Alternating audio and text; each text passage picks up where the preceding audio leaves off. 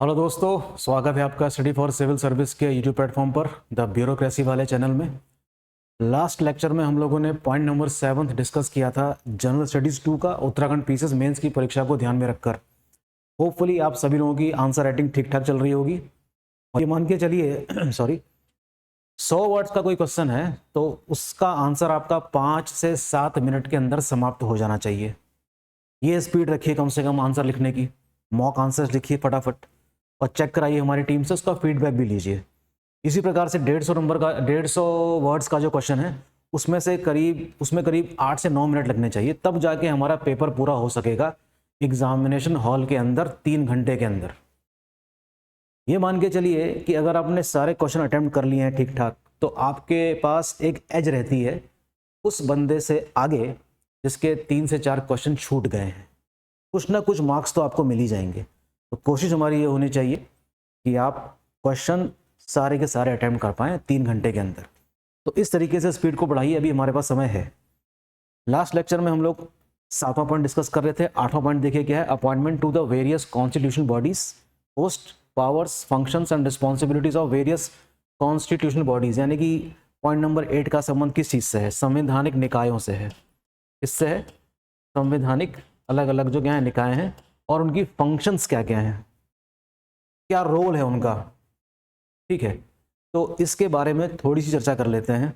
देखिए, जो constitutional bodies हैं यानी कि जो संवैधानिक निकाय हैं, कॉन्स्टिट्यूशनल बॉडीज जो हैं हमारी, इसका उल्लेख संविधान के किसी न किसी आर्टिकल में है, यानी कि किसी न किसी अनुच्छेद में है।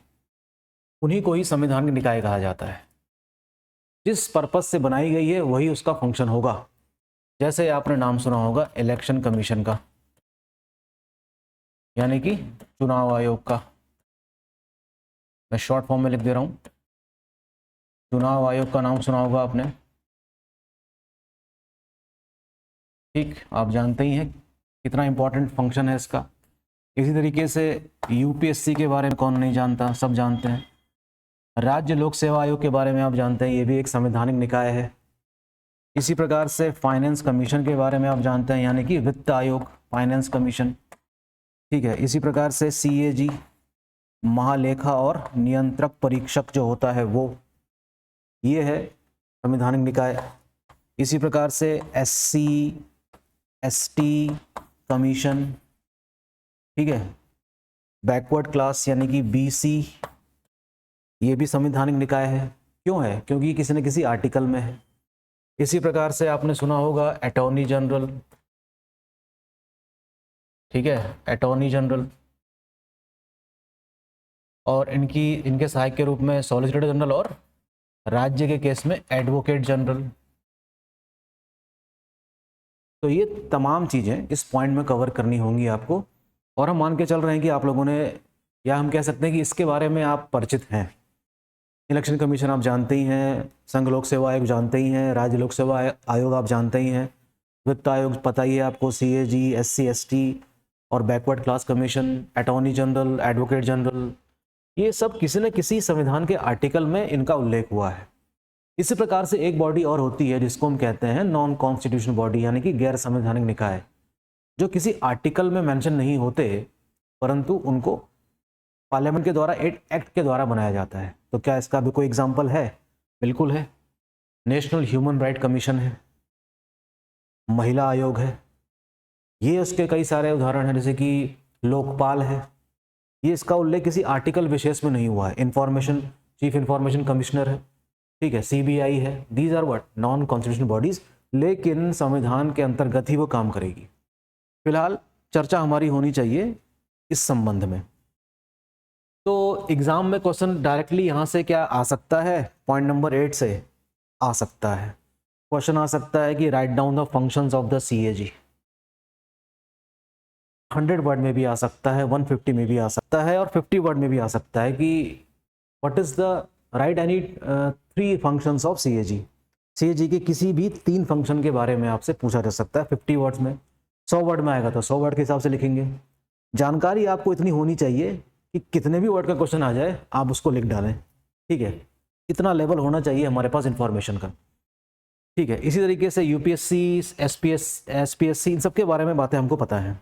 अब मान लीजिए इलेक्शन कमीशन के ही बारे में कोई क्वेश्चन आ जाता है तो 150 वर्ड्स में, ओके, अभी चुनाव हो ही रहे हैं आजकल, और इसी साल लोकसभा इलेक्शन भी हुए ही थे। तो इलेक्शन कमीशन देखिए पार्ट नंबर 15 में है ना, पार्ट किस में, 15 में है।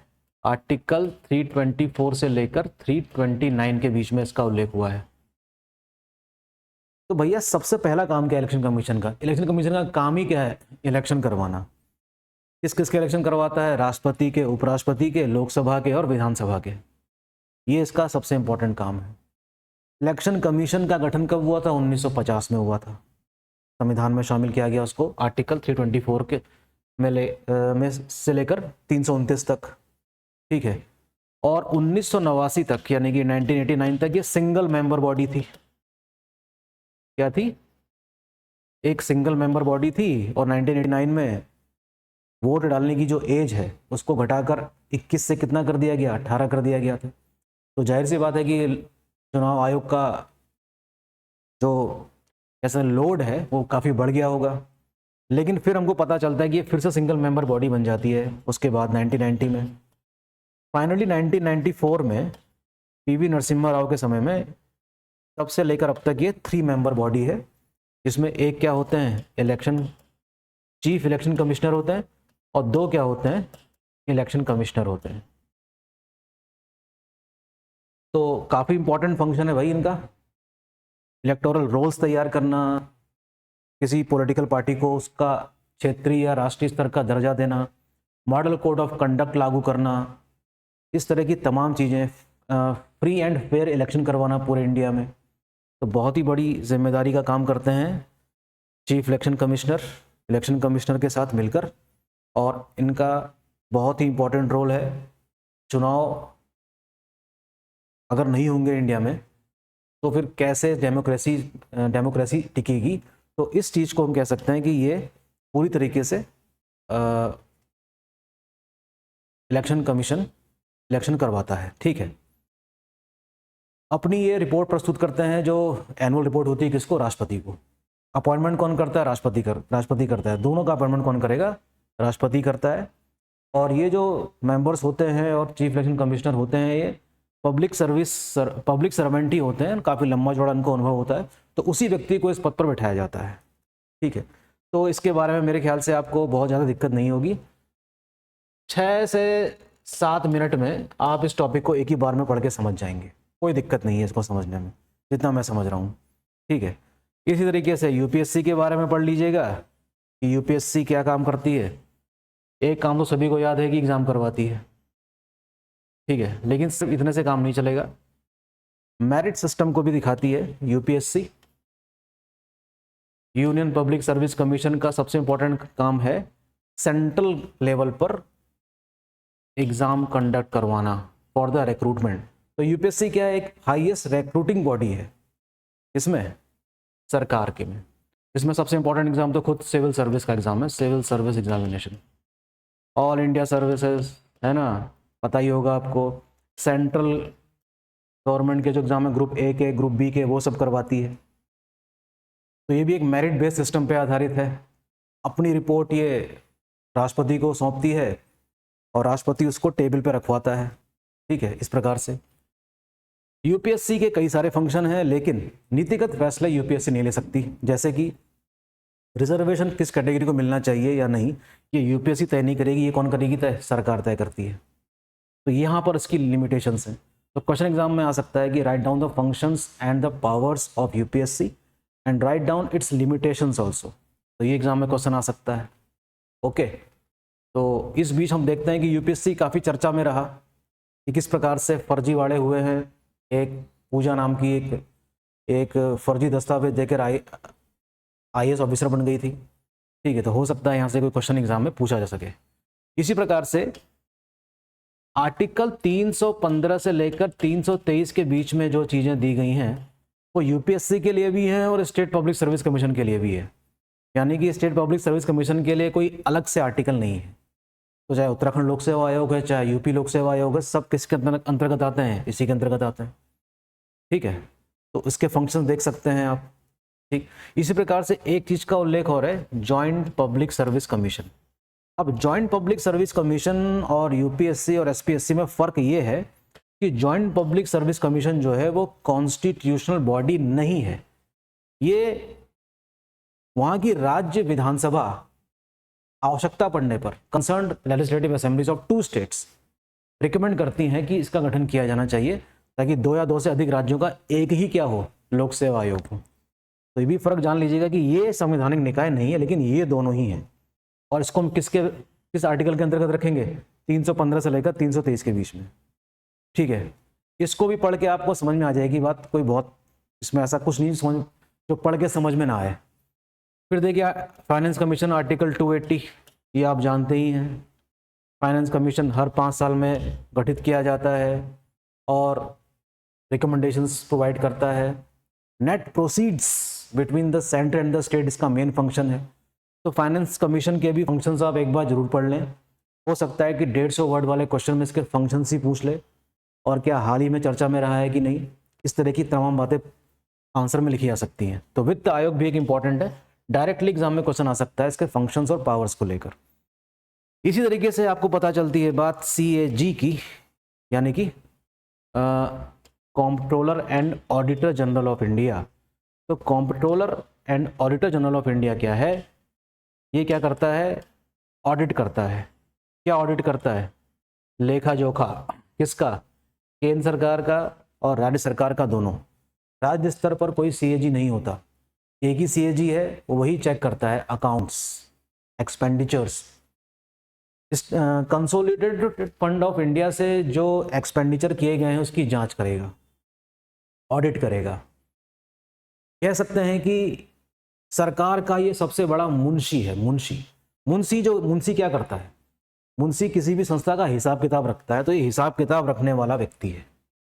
आर्टिकल 148 से लेकर 151 के बीच में इसका उल्लेख आपको मिलेगा। तो ये सबसे बड़ा ऑडिटर ऑफिसर है इंडिया का, जो जांच कर सकता है किसकी, जो भी एक्सपेंसेस कर रही है सरकार उसकी, और जिस चीज के लिए एक्सपेंसेस लिए निकाले गए हैं कंसोलिडेटेड फंड से, क्या वाकई में एक्सपेंसेस उसी के लिए किए गए हैं या नहीं। तो CAG की सक्रियता की वजह से हमको पता चलता है कि जो पिछली सरकार थी UPA वाली की सक्रियता से वजह से हमको कई सारे घोटाले होते हुए दिखाई दिए। जैसे कि 2G स्पेक्ट्रम घोटाला आपको याद आ रहा होगा, कॉमनवेल्थ गेम स्कैम नजर आ रहा होगा आपको, मतलब याद आ रहा होगा, कोलगेट यानी कि कोल से संबंधित घोटाले भी इनकी सक्रियता की वजह से सरफेस हो पाए थे। और हम कह सकते हैं कि जब सरकार को कटघरे पे खड़ा कर दिया था, इनकी कह सकते हैं कि इनकी सक्रियता की वजह से। ये बात हो रही 2010-11 के आसपास की, और कैसे 2014 में तत्कालीन सरकार को इसका खामियाजा भुगतना पड़ा, और वो सत्ता से बेदखल हैं आज भी। तो CAG का काफ़ी इंपॉर्टेंट रोल है। एक प्रकार से कह सकते हैं कि ये it is a watch dog institution of what, of public purse.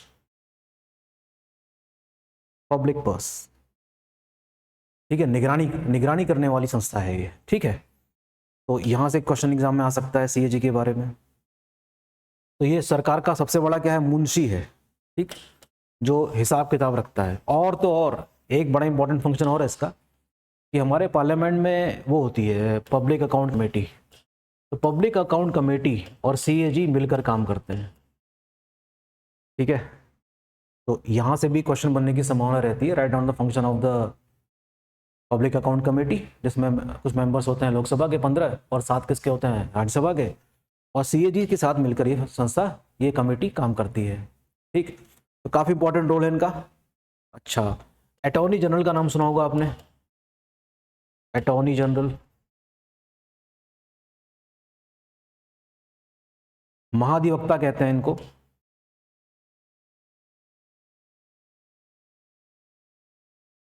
Article 76 में इनका उल्लेख है, राष्ट्रपति के द्वारा इनकी नियुक्ति की जाती है केंद्र सरकार के रिकमेंडेशन पे। तो जिस तरीके से CAG सरकार के मुंशी